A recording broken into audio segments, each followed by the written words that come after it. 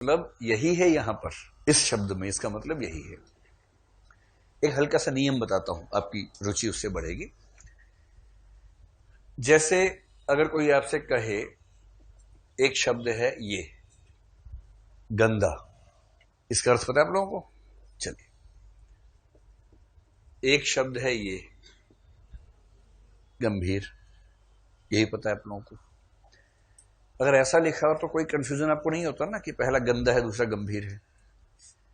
पर ऐसा क्यों होता है कि इसमें आपने गंदा यानी कि ये न बोला और इसमें गंभीर यानी कि इसको म बोला?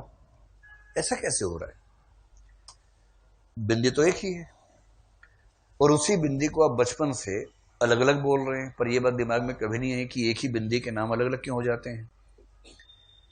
तो ये हिंदी भाषा का एक नियम है, इसको पंचमाक्षर का नियम कहते हैं। आमतौर पर अधिकांश मामलों में क्या होगा, बिंदी के बाद जो वर्ण आएगा उस वर्ण का जो वर्ण समूह है उसका 5वां अक्षर उच्चारण में आता है। क ख ग घ याद है आप लोगों को बचपन से? क के बाद कौन सा वर्ग आता है? वर्ग च, उसके बाद फिर च आता है, त, टे नहीं ट। ये हरियाणा और राजस्थान में कै खे गै घे चलता है। वहीं से आप? कहां से हैं? हाँ, राजस्थान। वही हरियाणा राजस्थान बोलते हैं कैसे कबूतर, क्योंकि कबूतर कैसे नहीं होता है। कैसे कबूतर कैसे हो सकता है? मैं हरियाणा से हूं इसलिए मैंने बचपन से ऐसे ही याद किया है। बोलेंगे कैसे कबूतर, तो समझ नहीं आता कि कैसे कबूतर कैसे बना। कै खे गै घे अंगै चे छे पूरा हो चलता है। अब इससे बिहार और यूपी के लोग बहुत खुश है कि चलो हरियाणा राजस्थान को डांट पड़ गई, तो बड़ा अच्छा फील आ रहा है उनको। और बिहार में क्या होता है? कौ से कबूतर। बंगाल में तो पूरा ही कौ हो जाता है, तो बिहार में आधा कौ होता है। तो ठीक है, कौ खौ गौ घो कौ से कबूतर। तो अब क्योंकि आप लोग हिंदी साहित्य पढ़ रहे हैं तो ना तो कैसे कबूतर होगा ना कौ से कबूतर होगा। कबूतर किससे होगा? क। सिंपल है, क बोलो। क से कबूतर, ख से ग से गधा। तो सबसे दीनहीन प्राणी जिसको सबने इतनी गालियां सुनाई है बिना वजह के, वो गधा है बेचारा। तो ये जो नियम है, और ये जो क वर्ग पहला होता है क वर्ग, दूसरा होता है च वर्ग, तीसरा ट, फिर त, फिर प। कै च टे ते प नहीं, क च ट त प। इसको याद करने का तरीका, कचोटता प्यार। जीवन में कभी नहीं भूलेंगे इसके बाद आप। क च ट त कचोटता, प से प्यार। आपकी उम्र के माकूल भी एकदम। इस उम्र में ऐसी उदाहरण याद रहते हैं, भक्ति के तो याद रहते नहीं इस उम्र में। तो अब जरा बताओ दूसरा वर्ग कौन सा है? इधर मत देखो, याद करो, कचोटता प्यार। तीसरा कौन सा है? चौथा, क्योंकि दिमाग में कचोट रहा है एकदम। तो गंदा, द, त थ द ध न, जिस वर्ग में द आता है वो त वर्ग है और उसकी पंचम ध्वनि क्या है? न। तो क्योंकि द बाद में आया, इस बिंदी का मतलब हो गया न। अब गंभीर, भ कौन से वर्ग में है? प फ ब भ म। क्योंकि भ प वर्ग में है और उसकी पंचम ध्वनि म है, इसलिए जहां भ से पहले बिंदी आएगी वो म हो जाएगा, गंभीर। ऐसे ही गंगा, क ख ग घ अंग, तो ये जो है ड नहीं है, गडगा नहीं है, गंगा है। आप ध्यान से सोचिए, गंगा, इसमें जो ध्वनि आई, और गंदा, क्या गंगा वाली ध्वनि और गंदा वाली ध्वनि एक है या उसमें अंतर है? बहुत अच्छे से अंतर समझ में आएगा। और जब आप उस अंतर के स्तर पर बात को ध्यान में देखेंगे तो समझ में आएगा कि वो अंग है। अंग स्वतंत्र रूप से बोलना बड़ा मुश्किल है, उसमें अ नहीं है, ग भी नहीं है, अंग में अ और ग हटा के जो बचा, दरअसल ये वो ध्वनि है, उसको स्वतंत्र रूप से बोलना मुश्किल होता है, इसलिए सुविधा के लिए अंग बोल देते हैं, जबकि दरअसल वो अंग है नहीं। तो साहित्य को समझने से पहले एक शब्द पर आते हैं जिसको बोलते हैं वांग्मय। वांग्मय बना है दो शब्दों को जोड़कर। पहला शब्द है वाक और दूसरा शब्द है मय। वाक का मतलब होता है भाषा। भाषा में सब कुछ शामिल है। जो कुछ भी भाषा में कहा गया हो, जो भी भाषा के माध्यम से अभिव्यक्त किया जाए, वो सब वांग्मय है ना। अब आप पॉइंट्स अपने नोट करना शुरू कर दें, जो जो बातें हैं अपने शब्दों में लिख लें अपने हैंड नोट्स के लिए। तो वांग्मय का मतलब सरल सा है, वाक प्लस मय। वाक यानी भाषा, भाषा के माध्यम से की गई कोई भी अभिव्यक्ति वांग्मय है। कितना सरल है, ठीक है। जैसे कोई पोस्टर छपा हुआ हो तो वांग्मय है, दीवार पे कुछ लिखा हुआ है वांग्मय है, कुछ भी लिखा हो, कहीं भी लिखा जाए, बोला जाए किसी भी रूप में, वो सब वांग्मय है। इंटरनेट पे जाएंगे वही वांग्मय है, मोबाइल में व्हाट्सएप पे मैसेज आया, ज्ञान भरा हुआ मैसेज आया, वही वांग्मय है, सब वांग्मय है। लेकिन जैसे ही मैंने कहा भाषा, तो यहां पर एक बात और गौर करने की है कि भाषा का मतलब क्या है। जब आप चीजों की परिभाषा में जाते हैं ना, तो चीजें उलझने लगती हैं, उतनी सिंपल नहीं होती जितना हम सोचते हैं। तो भाषा का सरलतम मतलब जो हम जानते हैं बचपन से, वो ये है कि अभिव्यक्ति का साधन है। अगर मुझे आपसे कुछ कहना है तो मैं जिस तरीके से कहूंगा वो भाषा है, यही तरीका है। लेकिन मान लीजिए कि किसी बच्चे को मैं कहना चाहूं कुछ और मैं उसको यूं बोलूं कि ऐसे, और वो समझ गया, वो खड़ा हो गया, मैंने तो कुछ बोला ही नहीं था, मैंने सिर्फ ऐसा किया और उठ भी गया। क्या ये भाषा नहीं है? ये भी एक भाषा है। या क्लास में दो लोग बैठे हैं, दोनों के मन में शरारत सूझ रही है, लेकिन सामने एक मनहूस टीचर खड़ा हुआ है, तो आंखों ही आंखों में वो बात कर रहे हैं आपस में ऐसे। उसके बाद कोई संवाद नहीं, दोनों उठे बाहर चले गए। एक ने आंखों से पूछा चलें या बैठना है, पूछा चल। फिर उस पहले वाले ने कहा कि, दूसरे ने कहा, तो दोनों अचानक उठे और बाहर निकल गए, किसी को पता भी नहीं चला, संवाद सारा हो गया। एक कवि हुए हैं बिहारी लाल, उनका सबसे प्रसिद्ध दोहा हिंदी साहित्य में जो है वो ऐसा ही है। कहत नटत रीझत खिजत मिलत खिलत लजियात, भरे भवन में करत हैं नैनन हीसों बात। बिहारी बड़े खिलंदड़ किस्म के कवि थे। खिलंदड़ समझते हैं? खिलाड़ी किस्म के कवि, मौज मस्ती वाले कवि। समाज वमाज भाड़ में जाए, समाज से क्या मतलब, मतलब मौज मस्ती वाले कवि एकदम, है ना। तो उनका सारा रुझान इन बातों में रहता था, श्रृंगार में, लड़का लड़की कैसे बात कर रहे हैं, दो लोग बात कर रहे हैं, वो कैमरा लेके खड़े हैं पीछे से, उनकी ये अदा है। रीतिकाल जिस काल में थे, उस काल में लगभग सारे कवि ऐसे ही थे, कुछ ही समझदार लोग उस काल में हुए। तो एक सभा में एक नायक नायिका बैठे, शायद शोक सभा टाइप की कोई सभा है या सीरियस मामला है, जिसमें ये शोभा नहीं देता कि लोग शरारत करें आपस में। तो उसमें कह रहे हैं कि नायक नायिका कैसे बात कर रहे हैं। कहत यानी नायक ने अपनी आंखों से कुछ कहा, नटत नायिका ने अपनी आंखों से ही मना कर दिया कि पागल कहेंगे, चुप ठीक से बैठ। नायक ने कहा चलना, यहाँ क्या कर रहे हैं बैठ के, बाहर चलना, बात करेंगे। नायिका करिए, नायिका ने इशारे से मना कर दिया कि नायिका पढ़ने में इंटरेस्टेड है, वो पढ़ रही है ध्यान से, नायक पढ़ता नहीं है। नायिका आईएएस बनने आई है, नायक नायिका के लिए आया है, तो दोनों के मूल उद्देश्य में अंतर है, तो क्या करें। नायक शरारती है, चंचल है प्रकृति से ही, टेस्टोस्टेरोन हार्मोन बह रहा है उसके अंदर, ज्यादा कंट्रोल नहीं हो रहा है। तो कहत नटत, नायिका ने मना किया, और नायक इतना बेरोजगार टाइप का है कि इसी बात पे रीझ गया कि क्या मना किया है।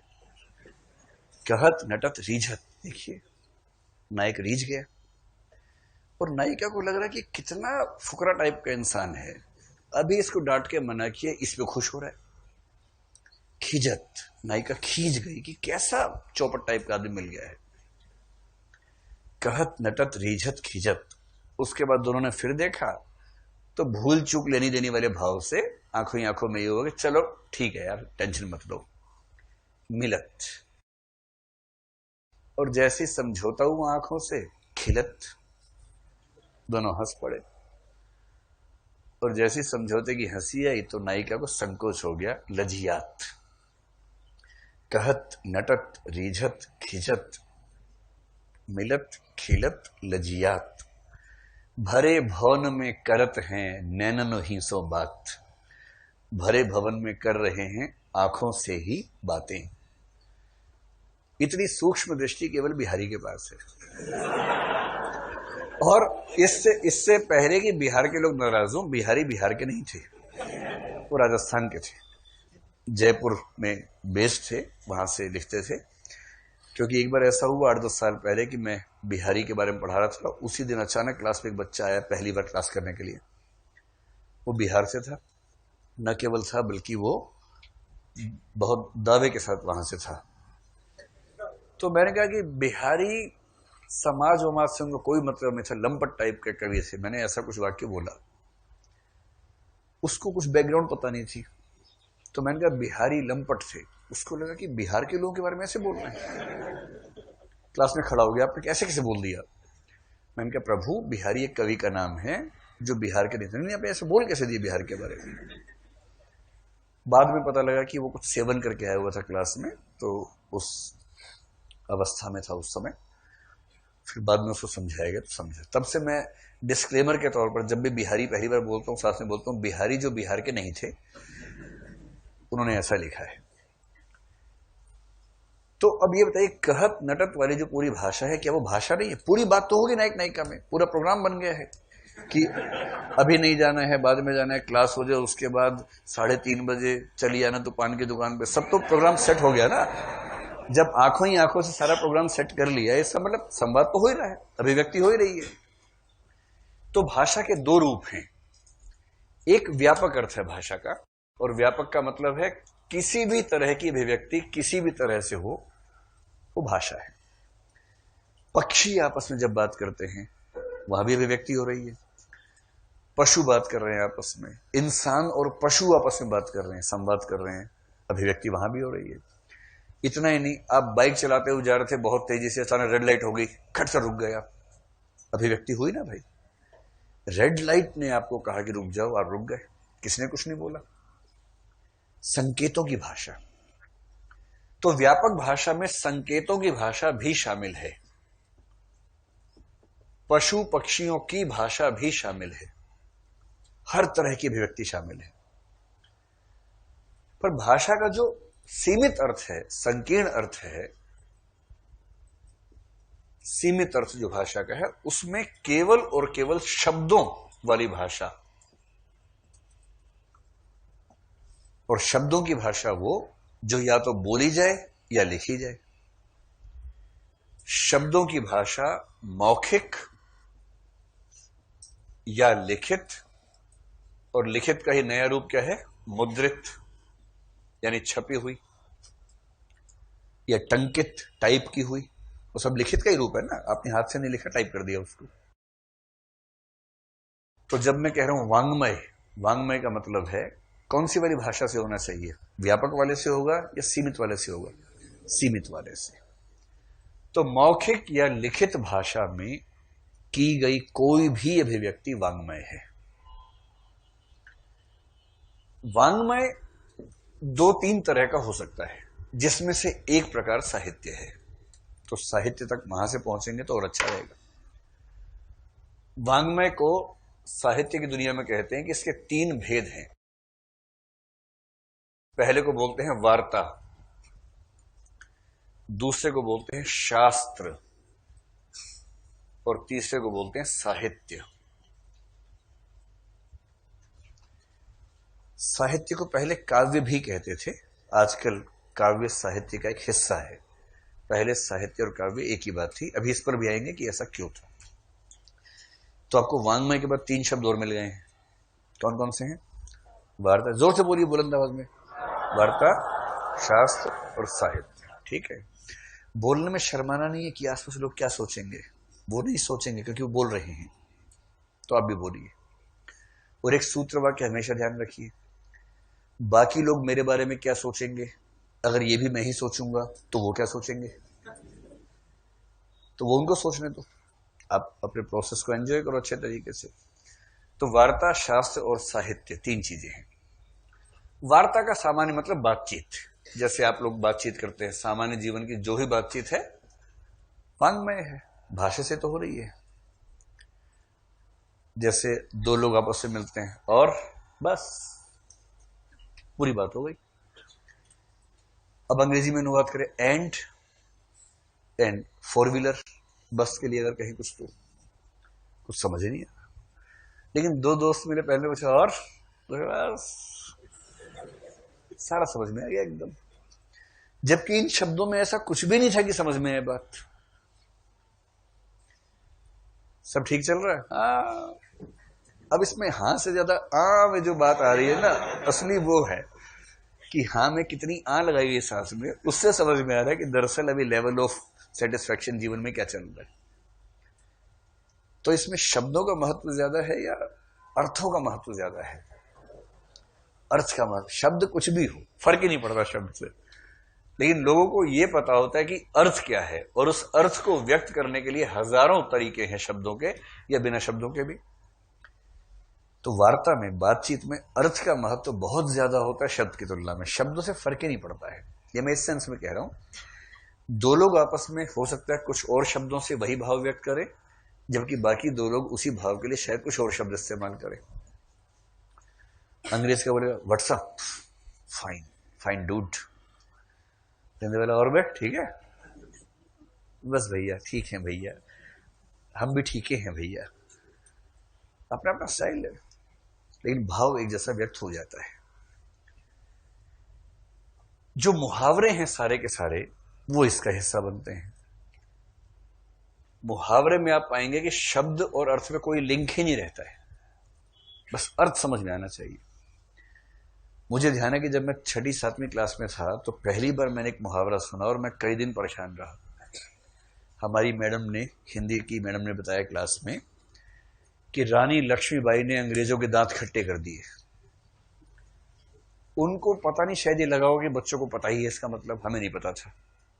बाकी बच्चों को शायद पता भी रहा, मैं बहुत अच्छा विद्यार्थी नहीं था स्कूल में तो मुझे कम पता रहता था। अब मेरे मन में इमेजेस बननी शुरू हुई कि दांत कैसे खट्टे किए होंगे यार। तो मैंने मनी मन में कल्पना की कि रानी लक्ष्मीबाई युद्ध में नींबू साथ में ले गई थी, जैसी को अंग्रेज मिला उसको पकड़ा, पीछे से नींबू निकाला, तलवार से काटा नींबू और वो मुंह और उसके मुंह पर रगड़ा नींबू, और फिर बोला कि मैडम मेरे दांत खट्टे हो गए। चल ठीक है, अब तू जा, नेक्स्ट आओ भाई। और रानी लक्ष्मीबाई ने बहुत सारे अंग्रेजों के दांत खट्टे कर दिए। और जिस दिन पड़ा नाक को चने चबाना तो परेशानी हो गया। कोई आदमी नाक से कैसे चने चबाएगा? किसी की नाक में चने ठूस दोगे अगर तो मर ही जाएगा बेचारा, कैसे सांस लेगा? लेकिन नाक को चने चबाना, जमीन में गाड़ दूंगा, आज तक गाढ़ा किसी ने किसी को, जिंदा आदमी को जिंदा जमीन में गाड़ दूंगा, जमींदोज कर दूंगा। ये सब भाषा है, ये भावनाओं की अभिव्यक्ति के तरीके हैं टेढ़े मेढ़े। अब पछताए होत क्या जब चिड़िया चुग गई खेत। ये चिड़िया है कि डायनासोर है? चिड़िया फूल के कैसी हो जाएगी? रेलवे स्टेशन का चूहा देखा कभी आप लोगों ने? रेलवे स्टेशन का चूहा बिल्ली से बड़ा हो जाता है, वो चिड़िया कैसी होगी? शुतुरमुर्ग जैसी हो जाएगी वो चिड़िया। तो पर ये अतिशयोक्ति है, बात को बढ़ा के कहने का, क्योंकि हम कहने वाले को ही पता है, सुनने वाले को भी, कि शब्दों पर नहीं जाना है, केवल सेंस पकड़नी है। और जहां केवल सेंस पकड़नी है वहां शब्द क्या इस्तेमाल हुआ फर्क ही नहीं पड़ता है। हम बढ़ा चढ़ा के बोलते ही हैं, बहुत बढ़ा चढ़ा के बोलते हैं। एक बड़ा प्रसिद्ध चुटकुला है इस बारे में, हम जब अभिजा लक्षणा व्यंजना समझेंगे आगे चल के तब फिर याद दिलाऊंगा। आज आपको सुनाता हूं शब्द अर्थ का खेल क्या होता है। एक बार एक खबर आई कि किसी एक शहर में रेलवे स्टेशन पे 100 लोग ट्रेन से कट के मर गए। अभी अमृतसर में हुआ ना, ये जोक भी बाई चांस अमृतसर के बारे में ही था, लेकिन जोक तो कहीं के बारे में भी हो सकता है। संता बनता टाइप जोक किसी ने सुनाया एक बार। तो लेकिन जोक में शब्द, भाषा, अर्थ पे ध्यान दीजिए। तो लोग परेशान हो गए कि ये कैसे हो सकता है। तो फिर एक टीवी चैनल का रिपोर्टर गया, उससे पता किया तो पता लगा 100 लोग एक ग्रुप में थे, 99 मर गए, एक बच गया। तो उसका इंटरव्यू हुआ, उससे पूछा कि यार ये कैसे हुआ, इतनी बड़ी त्रासदी हमारे देश में हो गई। बोला क्या करें जी, सब लोग प्लेटफॉर्म पे खड़े हुए थे, अचानक अनाउंसमेंट हो गई कि शताब्दी एक्सप्रेस प्लेटफॉर्म नंबर 1 पर आ रही है। अब लोग परेशान कि ट्रेन प्लेटफॉर्म पे आ रही है, पटरी पे नहीं आ रही है।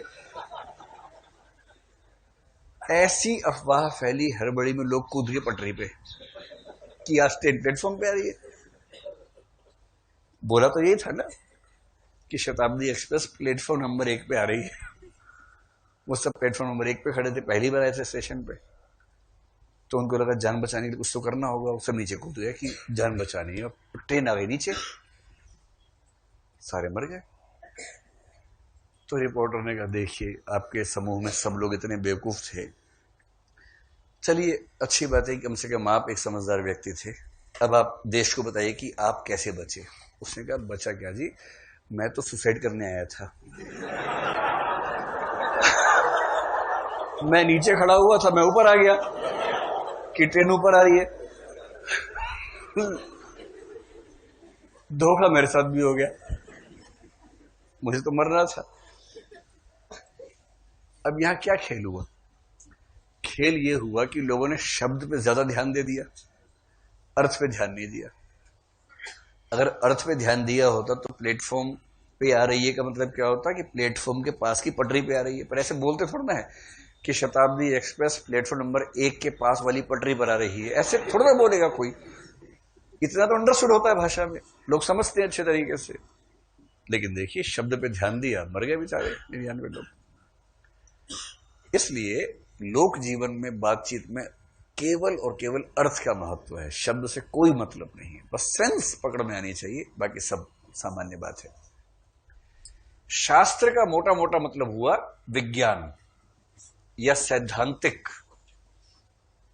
ज्ञान की बातें, सिद्धांत कथन कह लीजिए, या व्यवस्थित विवेचन जिसको बोलते हैं, या थीसिस जैसे मान लीजिए किसने लिखा है, ये थीसिस भी इसका हिस्सा हो गया। या आप मान लीजिए वैकल्पिक विषय का उत्तर लिख रहे हैं, वो शास्त्र जैसा मामला है। वहां आप कुछ भी लिख देंगे या एक एक शब्द तौल तौल के लिखेंगे, एक एक शब्द सोच समझ के लिखेंगे। शास्त्र यानी विज्ञान अगर ध्यान में रखें, फिजिक्स, केमिस्ट्री, बायोलॉजी ध्यान में रखें, इकोनॉमिक्स ध्यान में रखें, वहां एक एक शब्द को बहुत सटीक रूप में इस्तेमाल करना जरूरी है। अगर आपने एक भी शब्द को दायां कर दिया तो इसका मतलब बात उलझ जाएगी, रायता फैल जाएगा एकदम। हर शब्द का निश्चित अर्थ होना चाहिए, जिसको पारिभाषिक शब्द कहते हैं, टर्मिनोलॉजी कहते हैं, ग्लोसरी कहते हैं। इसलिए इकोनॉमिक्स में जब आप कहेंगे मांग बढ़ गई है, तो मांग का एक बहुत निश्चित मतलब होगा, उसमें जरा सा भी आप चेंज नहीं कर सकते। लोक जीवन में कर सकते हैं, मेरी मांग पूरी करो और मेरी मांग पूरी भरो, इसमें अंतर हो जाता है। लोक जीवन में बहुत बड़ा अंतर हो जाता है। लेकिन जब आप इकोनॉमिक्स पढ़ रहे हैं तो वहां मांग का दूसरा मतलब नहीं, वहां मांग का एक ही मतलब है, आपूर्ति का एक ही मतलब है, एग्जैक्ट एकदम। व्हाइट पेपर का इकोनॉमिक्स में एक ही मतलब होगा, कोई सेकंड मीनिंग नहीं है। बजट का मतलब लोक जीवन में कुछ भी चलता हो, बजट होटल है तो सस्ता होटल है, लेकिन जब आप इकोनॉमिक्स में जाएंगे या संविधान पढ़ेंगे, संविधान में तो शब्द नहीं आता, लेकिन जब बजट पढ़ेंगे टेक्निकल सेंस में, एक निश्चित मतलब है कि annual financial statement of the government. इसलिए कहते हैं कि शास्त्र में फिजिक्स हो, केमिस्ट्री हो, फिलॉसफी हो, साइंस हो, इकोनॉमिक्स हो, इन सब में शब्द का महत्व बहुत ज्यादा होता है, अर्थ से भी ज्यादा, क्योंकि उसमें अर्थ शब्द पे डिपेंडेंट होते हैं, शब्द पे टिके होते हैं अर्थ। आप शब्द चेंज नहीं कर सकते। गुरुत्वाकर्षण है तो गुरुत्वाकर्षण ही रहेगा, आप चेंज नहीं करेंगे वहां पर, क्योंकि वो एग्जैक्ट शब्द है और इकलौता शब्द है उस चीज के लिए। तो लोक जीवन में आप शब्द बदलते रहिए, कोई फर्क नहीं पड़ता, बस सेंस व्यक्त होनी चाहिए। साइंस में या किसी भी डिसिप्लिन में जो भाषा होगी उसमें शब्द बहुत सटीक इस्तेमाल करने पड़ते हैं। साहित्य इन दोनों से अलग है, जिसमें न तो अर्थ का महत्व इतना ज्यादा है कि वार्ता जैसा हो, न शब्द का महत्व इतना ज्यादा है कि साइंस जैसा हो। जहां शब्द और अर्थ दोनों का महत्व होता है और दोनों के बीच प्रतिस्पर्धा की स्थिति रहती है, कहीं शब्द भारी पड़ गया, कहीं अर्थ भारी पड़ गया। इसलिए साहित्य की परिभाषा देने वाले अक्सर एक बात कहते हैं कि साहित्य वांग्मय का वह हिस्सा है जहां शब्द और अर्थ के बीच महत्व की प्रतिस्पर्धा होती है। यह वाक्य आप लिख लीजिए। साहित्य वांग्मय का वह हिस्सा है, साहित्य वांग्मय का वह हिस्सा है जहां शब्द और अर्थ के बीच महत्व की प्रतिस्पर्धा होती है, महत्व की प्रतिस्पर्धा होती है। शब्द और अर्थ के बीच महत्व की प्रतिस्पर्धा होती है। ठीक है, अब इसके नीचे थोड़ा स्पेस छोड़ दीजिएगा 3-4 लाइन के बराबर, और उसके बाद ब्रैकेट में 1-2 वाक्य और लिख लीजिए 3-4 लाइन का स्पेस छोड़ने के बाद। वार्ता, वार्ता अर्थात बातचीत वांग्मय का वह हिस्सा है, वार्ता अर्थात बातचीत वांग्मय का वह हिस्सा है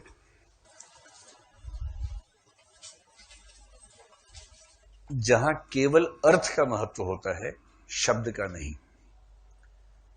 जहां केवल अर्थ का महत्व होता है, शब्द का नहीं।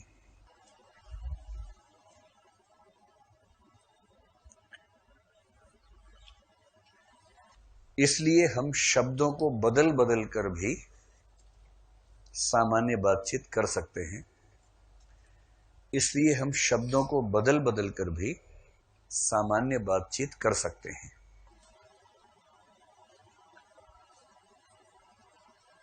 इससे अर्थ पर कोई अंतर नहीं पड़ता, इससे अर्थ पर कोई अंतर नहीं पड़ता।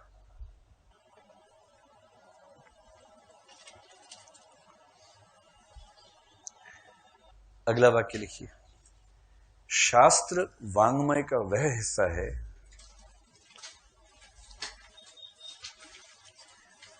शास्त्र वांग्मय का वह हिस्सा है जहां भाषा सटीक और व्यवस्थित रूप में आती है, जहां भाषा सटीक और व्यवस्थित रूप में आती है।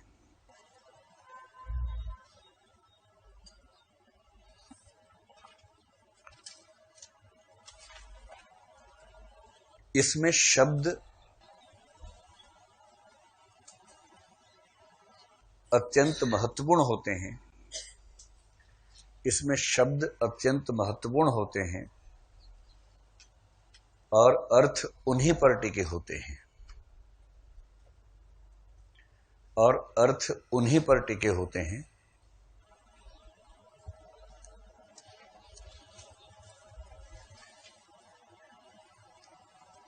इसलिए किसी पारिभाषिक शब्द को बदलते ही अर्थ की क्षति हो जाती है। इसलिए किसी पारिभाषिक शब्द को बदलते ही अर्थ की क्षति हो जाती है।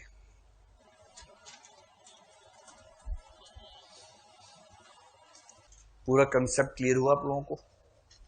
ठीक है, यहां तक कोई दिक्कत नहीं? चलिए, अब आपको यह पता लग गया कि साहित्य को साहित्य कहने की एक वजह तो यह है। लेकिन यदि कोई आपसे पूछे कि अभी साहित्य को डिफाइन करो कि साहित्य होता क्या है, तो साहित्य को डिफाइन करने का एक तरीका आपको मिल गया है जहां शब्द और अर्थ के बीच प्रतिस्पर्धा बनी रहती है। उसमें भी ध्यान रखना है, कुछ कवियों में शब्द महत्वपूर्ण हो जाएगा, कुछ में अर्थ ज्यादा महत्वपूर्ण होगा, वो चलता रहता है, कंपटीशन चलता रहता है। लेकिन साहित्य को साहित्य क्यों कहते हैं, उसके दो और कारण हैं। आपने बचपन में सुना होगा साहित्य समाज का दर्पण है, तो वो सब बचकानी परिभाषाएं हैं, कुछ बहुत ठोस उसमें नहीं मिलता। क्योंकि समाज का दर्पण तो फिल्म भी है, समाज का दर्पण तो अखबार भी है, वो साहित्य तो नहीं है। तो साहित्य में ऐसी क्या खास बात है? साहित्य की दूसरी बात है कि यह सहित से बना है, और क्योंकि साहित्य का संबंध स प्लस हित से है, इसका मतलब है कि साहित्य में अनिवार्यतः समाज के व्यापक हित की भावना होनी चाहिए। तो दूसरा पैरामीटर लिख लीजिए, समाज के व्यापक हित की भावना। ये भावना शब्द बहुत महत्वपूर्ण है। ये हो सकता है कि साहित्य से समाज का हित हो। पोर्नोग्राफी साहित्य नहीं है, क्योंकि पोर्नोग्राफी का पर्पस समाज को फायदा पहुंचाना नहीं है, बल्कि व्यक्तियों को उत्तेजित करके उनसे पैसा कमा लेना है, इसलिए वो साहित्य नहीं है। और तीसरी बात क्या है? तीसरी बात है कि साहित्य में कुछ ना कुछ सौंदर्य होना चाहिए। एक शब्द कहते हैं रमणीयता। रमणीयता का ही दूसरा मतलब है सौंदर्य। कुछ सुंदर होना चाहिए, ब्यूटीफुल होना चाहिए, एस्थेटिक्स उसमें होने चाहिए। शुष्क नहीं, वर्णन नहीं, कुछ ऐसा कि आपके हृदय को आह्लादित करे, द्रवीभूत करे, आप इमोशनली एक्टिव हो जाएं, कुछ ऐसा होना चाहिए। तो साहित्य में रमणीयता हो, सौंदर्य हो।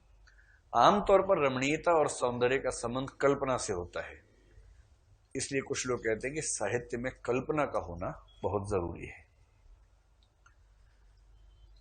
तो अगर कोई भी आपसे कहे कि साहित्य क्या है, जैसे एक अनुमान करते हैं, जैसे फिजिक्स की पुस्तक है 10वीं 12वीं किसी क्लास की,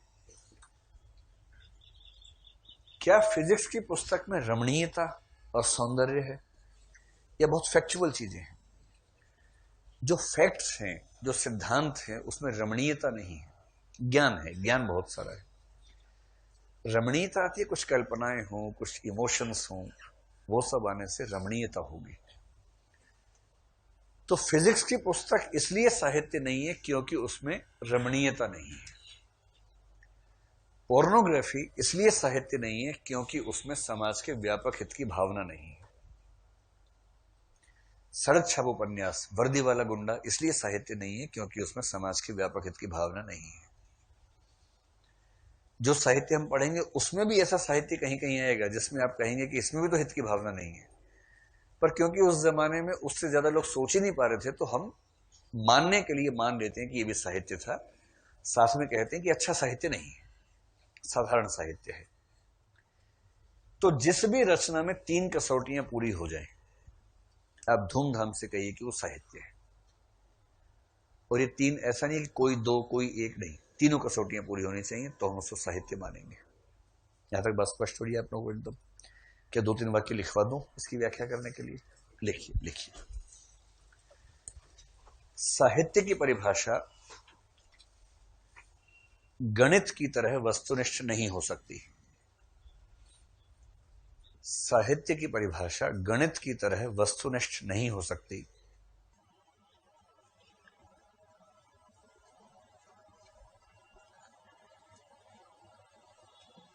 क्योंकि साहित्य का संबंध सौंदर्य शास्त्र और आत्मनिष्ठता से है। क्योंकि साहित्य का संबंध सौंदर्य शास्त्र और आत्मनिष्ठता से है। सौंदर्य शास्त्र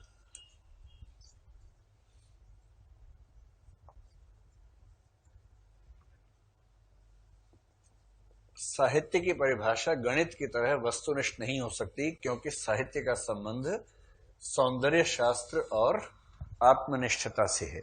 इन शब्दों का अर्थ मैं समझा दूंगा, अभी लिख लीजिए। सामान्यतः किसी रचना को साहित्य तब कहते हैं जब उसमें 3 गुण विद्यमान हो। सामान्यतः किसी रचना को साहित्य तब कहते हैं जब उसमें 3 गुण विद्यमान हो।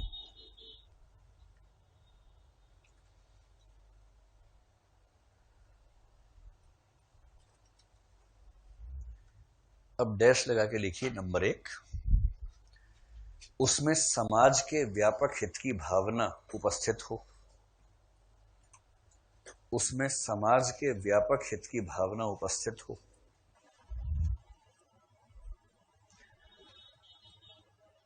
उदाहरण के लिए तुलसीदास और कबीरदास का साहित्य इस प्रतिमान पर महान साहित्य है।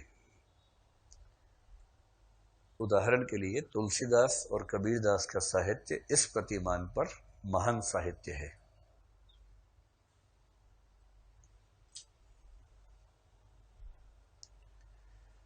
नंबर 2, उसमें रमणीयता या सौंदर्य का तत्व उपस्थित हो। उसमें रमणीयता या सौंदर्य का तत्व उपस्थित हो।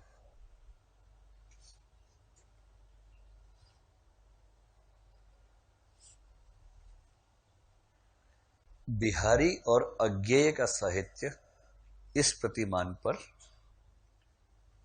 महत्वपूर्ण माना जाता है। बिहारी और अज्ञेय का साहित्य, अज्ञेय का नाम सुना आपने? पूरा नाम पता है? सच्चिदानंद हीरानंद वात्स्यायन अज्ञेय। ये निबंध नहीं है, नाम है उनका। बिहारी और अज्ञेय का साहित्य इस प्रतिमान पर महत्वपूर्ण है। और नंबर 3, उसमें वार्ता की तरह केवल अर्थ का महत्व न हो।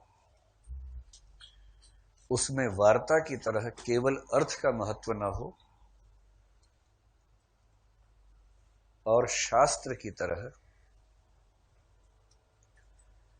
उसमें वार्ता की तरह केवल अर्थ का महत्व न हो और शास्त्र की तरह शब्द का अत्यधिक महत्व न हो।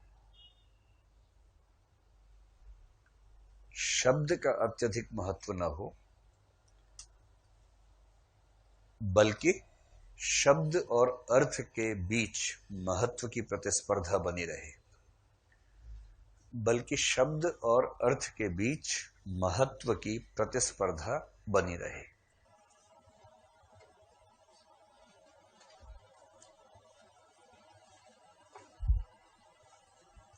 ठीक है। अब यदि कोई आपसे पूछे कि भाई साहित्य को डिफाइन कर दो, तो आप कर पाएंगे या नहीं कर पाएंगे? कर लेंगे? ठीक है। अच्छा, 3 शब्द है आपके सामने, वस्तुनिष्ठता, आत्मनिष्ठता और सौंदर्य शास्त्र।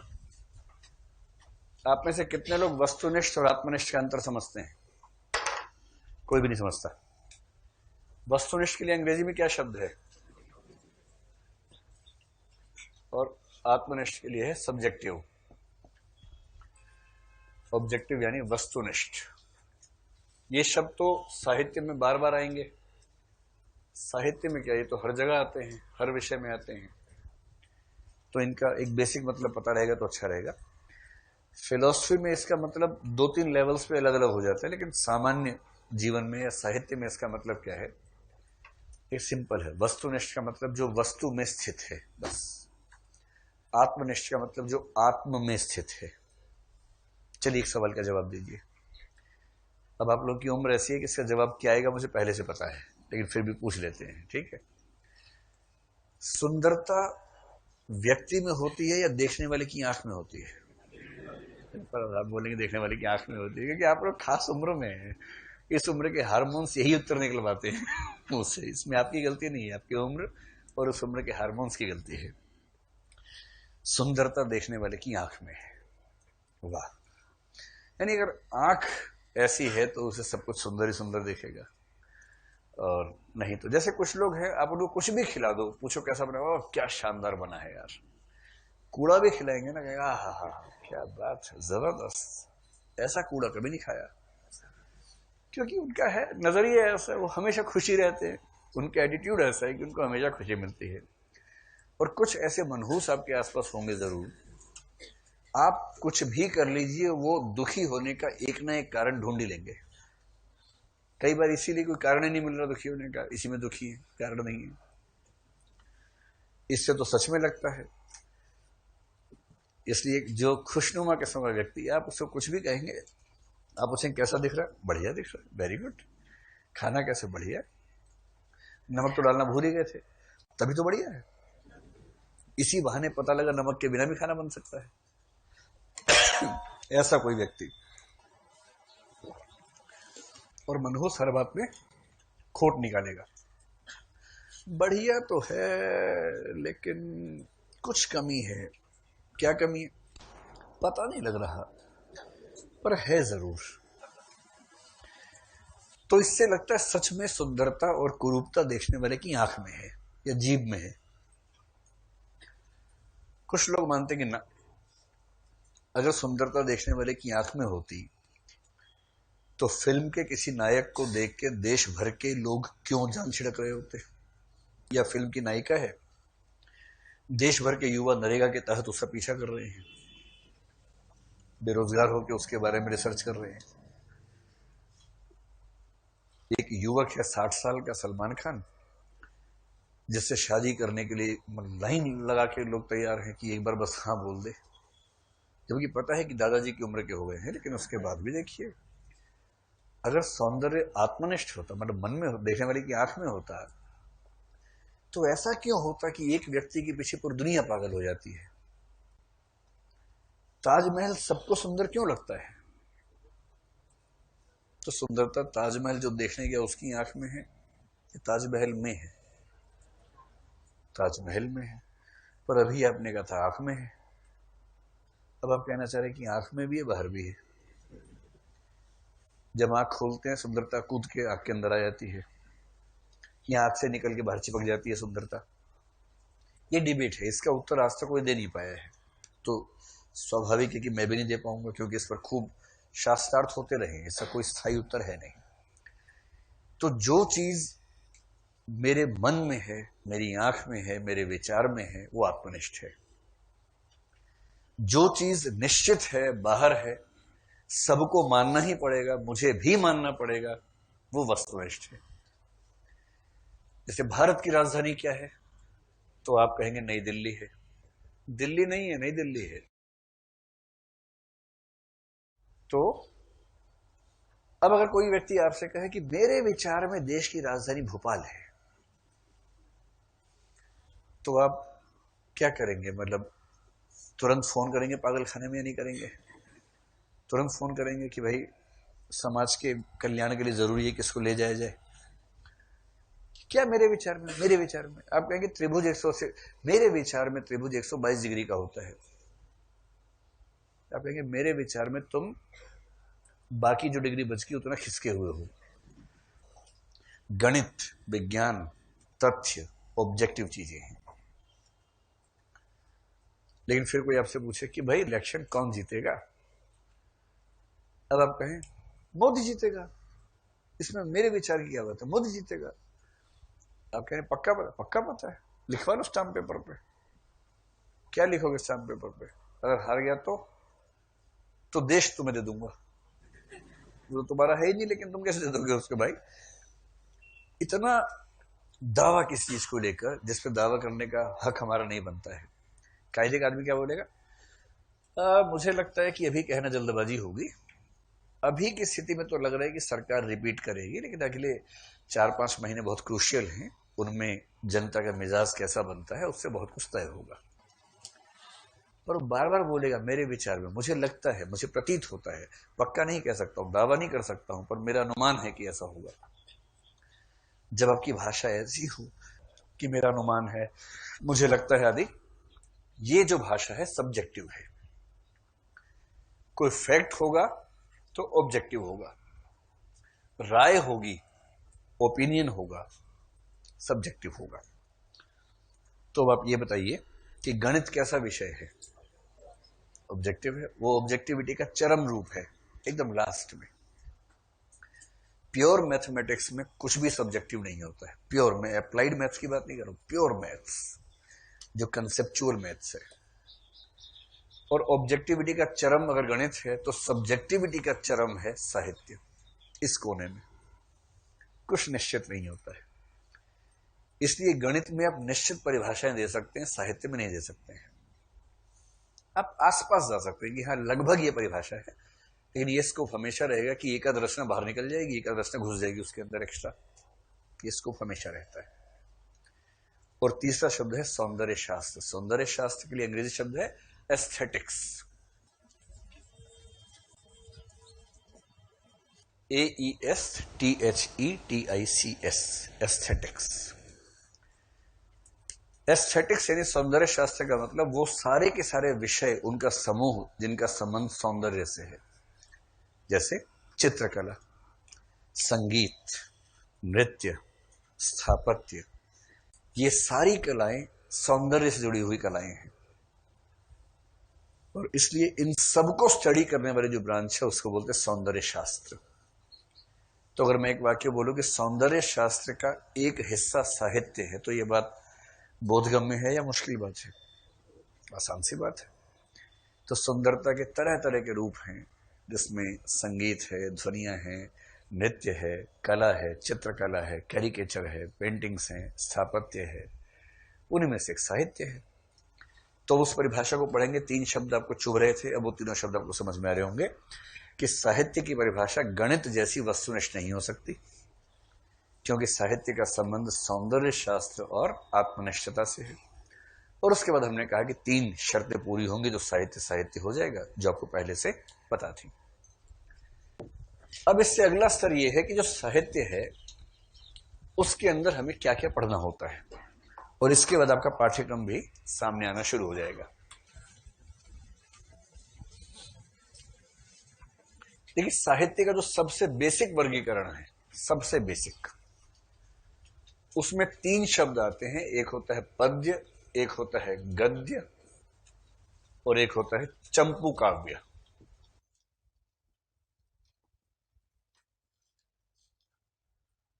पद्य, गद्य और चंपू काव्य,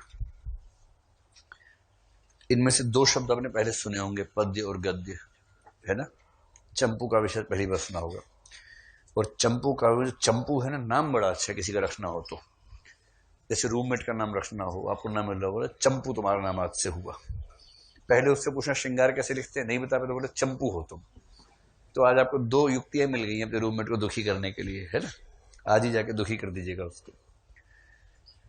बस ये ध्यान रखना, कई लोग समझ नहीं पाते कि द्य और ध 2 अलग अलग चीजें हैं। ध लिखने के 2 तरीके होते हैं। एक तो ऊपर घुंडी लगा दीजिए, इसको घुंडी बोलते हैं। एक ऐसे नीचे कर दीजिए।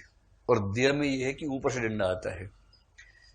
इसलिए कई बच्चे लिख के आते हैं कि हिंदी साहित्य के गद्य काव्य में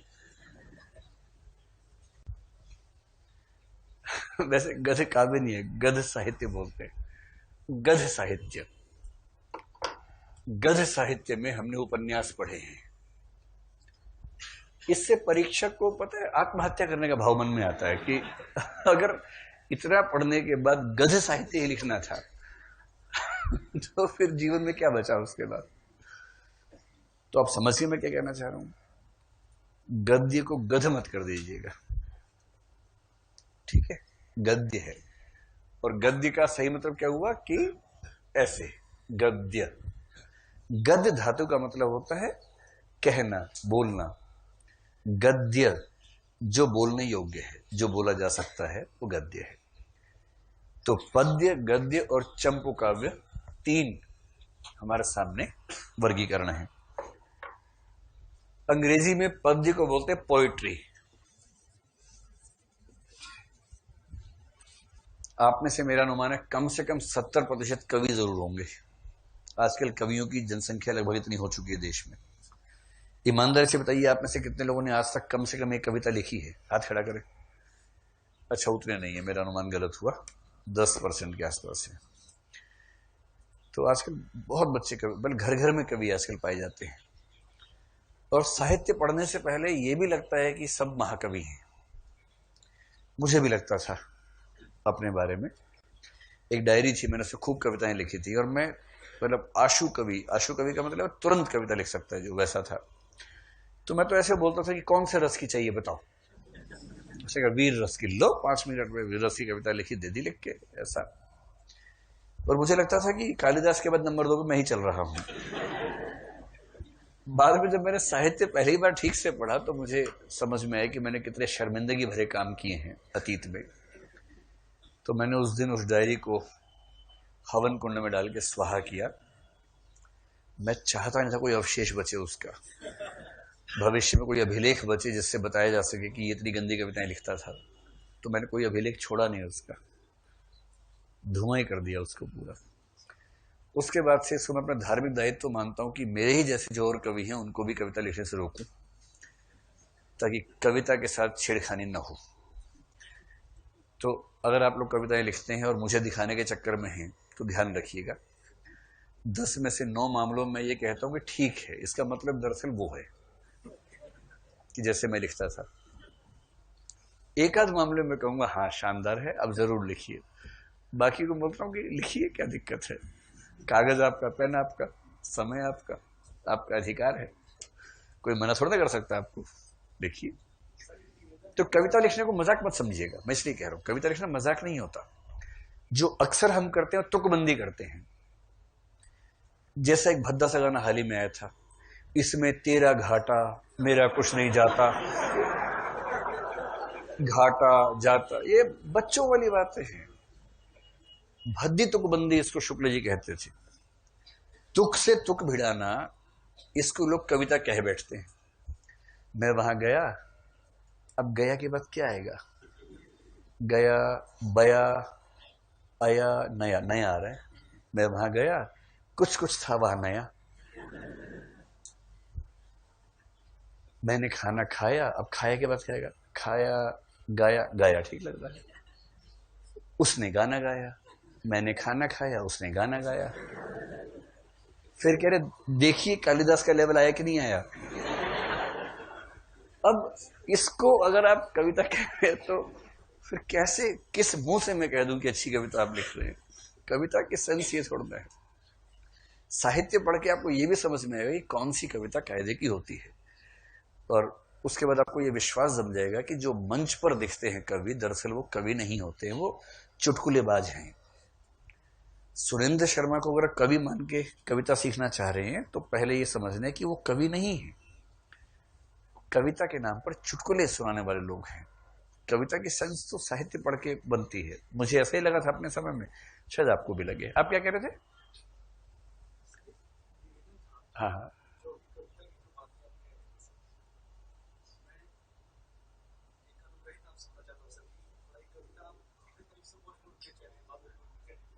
आपने कविता लिखी है? अपनी कविता कहूं, मैं तो फाड़ दी, जला दी, याद भी नहीं रखी मैंने, जानबूझ के दिमाग से डिलीट ही कर दी। शिफ्ट डिलीट मारा था एक साथ, ताकि कोई कोई कोई स्कोप ही ना बचे, स्थायी रूप से खत्म कर दिया था। तो चलिए खैर, ये मैंने इसलिए कहा कि बहुत सारे लोग कविता लेके आते हैं तो मैं डर जाता हूँ कितनी कविताएं पढ़ूं, तो लाइएगा मत मेरे पास, अच्छे लोगों के पास ले जाना। मैं तो उसके पास सीधा कांटा लगा दूंगा और कहूंगा कि नहीं, साहित्य पर अत्याचार नहीं चलेगा। तो पद्य है पोएट्री, ठीक है, और पोएट्री का सबसे भद्दा रूप क्या है, तुकबंदी। इसमें तेरा घाटा मेरा कुछ नहीं जाता। उसके बाद क्या बोलता है, ज्यादा प्यार हो जाता तो मैं रह नहीं पाता, पाता पाता खाता काटा। और पद तुकबंदी का सबसे गंदा एग्जाम्पल, ये तो सेकंड वर्स्ट एग्जाम्पल है। जो वर्स्ट एग्जाम्पल मैंने आज तक सुना है, जब तक रहेगा समोसे में आलू, तेरा रहूंगा ओ मेरी शालू। मतलब क्योंकि नायिका का नाम शालू है, तो शालू के साथ तो आलू ही आ सकता है, या कचालू या भालू। और भालू ठीक नहीं लग रहा, जब तक दिखती रहेगी तू भालू, तेरा रहूंगा वो मेरे, वो ठीक नहीं लग रहा, उसे तो नायिका और बुरा मान जाएगी। इसलिए आलू सेफ लग रहा है यहां पर। इसके जवाब में कवि कह सकता है, जब तक भोजन में रहेगा पापड़ तब तक तू खाएगा मेरा झापड़। क्योंकि झापड़ से तो पापड़ ही मैच कर रहा है। तो जब तक आप वाक्य के आखिरी शब्दों को भिड़ा भिड़ा के कविता लिख रहे हैं, तब तक आप कविता के साथ जाति कर रहे हैं, अत्याचार कर रहे हैं। साहित्य को सीखने का पहला लेसन ये है। मतलब अच्छी कविताओं में तुक भी आ सकती है, पर केवल तुक बैठाकर आप सोचिए कविता अच्छी हो गई, ये नहीं होगा। अच्छे कवि तुक इस्तेमाल करते हैं, कबीर भी करते हैं, तुमसे भी करते हैं, सूर भी करते हैं, लेकिन तुक बैठाना कविता नहीं है। कविता में तुक भी बैठ जाती है, ये बात सही है। दूसरा गद्य है। गद्य के लिए अंग्रेजी शब्द होता है प्रोज, PROSE, प्रोज। चंपू काव्य के लिए अंग्रेजी में कुछ नहीं है, चैंपू काव्य लिख सकते हैं। अगर आपको, जैसे हिंदी को अमेरिकन लोग हिंडाई बोलते हैं, तो आप चंपू को चैंपू जैसा कुछ कर लीजिए। लेकिन ये रहेगा चंपू काव्य ही, क्योंकि इंग्लिश में है ही नहीं तो कहां से लाए इसके लिए। तो पोएट्री एंड प्रोज दो हिस्से मान लीजिए। चंपू काव्य का मतलब है जिसमें गद्य और पद्य मिश्रित रूप में आते हैं। तो गद्य पद्य मिश्रित कि 3 लाइन गद्य में आए, उसके बाद एक कविता आ गई, फिर गद्य आ गया, फिर कविता आ गई, इस तरह से मिक्स अगर हो तो चंपू काव्य। आजकल किसी को कहते नहीं आमतौर पे। यशोधरा एक रचना है मैथिली शरण गुप्त की, इनका नाम सुना होगा आपने। उसको हिंदी साहित्य का आखिरी महत्वपूर्ण चंपू काव्य मानते हैं। मैथिली शरण गुप्त का जो राइटिंग का पीरियड है मोटे तौर पर 1900 से 1930 के बीच में वो लिख रहे थे, ज्यादा उस समय लिखा उन्होंने। तो यशोधरा एक एग्जाम्पल के तौर पर ध्यान रखिए। ये सवाल आपसे कभी कोई नहीं पूछेगा चंपू काव्य क्या होता है, लेकिन कहीं आप किताब पढ़े वो शब्द आए तो परेशान ना हो, इसलिए मैं आपको बता रहा हूं। आपकी जो दुनिया है मुख्य रूप से इन दो में टिकने वाली है, पद्य और गद्य में। पद्य को सामान्यतः कविता भी कह देते हैं, और इसलिए आजकल आप कविता शब्द पढ़ें या काव्य शब्द पढ़ें, ये सब एक ही बात है। कविता, काव्य, पद्य एक ही बात है सारी, ठीक है। और गद्य तो गद्य ही है। अब जब यहां तक आ ही गए हैं तो एक बात सोचते हैं कि क्या अंतर है पद्य और गद्य में। कैसे पद्य पद्य बनता है, कैसे गद्य गद्य बनता है। इसकी एक वजह तो इमोशंस में छिपी है कि कुछ खास इमोशंस आएंगे तो पद्य ही निकलेगा, और कुछ खास मन है स्थिति में गद्य ही निकलेगा। ये हमारी चॉइस नहीं होती। जैसे दिल तोड़वा के आए हैं, अभी भी टूटा हुआ दिल वाला आदमी बैठा है, आप कहें निबंध लिखो अभी इस समय, तो टूटे दिल का आशिक जिसका दिल टूटे हुए भी आधा घंटा हुआ है, आप कहें कि निबंध लिखो और मेरे देश की समस्याएं इसमें लिखो, अभी कहाँ लिखो, अभी तो मेरे प्रेम की समस्याएं में उलझा हुआ, तो कैसे बेचारा लिखेगा। इस समय तो गीत ही फूटेगा उसके अंदर से, या गीत फूटेगा या डायरी लिखी जाएगी, और कुछ नहीं लिख सकते। ये चिट्ठी, आखिरी चिट्ठी जाने से पहले। और यदि कोई ठीक ठाक पढ़ लिख के 2 घंटे पढ़ा है, बहुत सारे नए नए सूत्र मिले, पॉइंट्स मिले हैं, दिमाग चल रहा है इस समय, तेज कॉग्निटिव माइंडसेट है, आप कहें यार एक शेर लिखो इस समय, अब उस समय उसको HDI की रिपोर्ट ध्यान आ रही है, वो सब आप कह रहे शेर लिखो इस समय, कैसे शेर लिखेगा। शेर के लिए शाम का समय, दिल तोड़वा के आने के बाद का समय ठीक रहता है। जब आप कॉग्निटिव माइंडसेट में है, बौद्धिक मन स्थिति में है, तो आप उस समय गद्य लिखेंगे, और गद्य में भी निबंध लिखेंगे, आलोचना लिखेंगे। आलोचना का मतलब समीक्षा।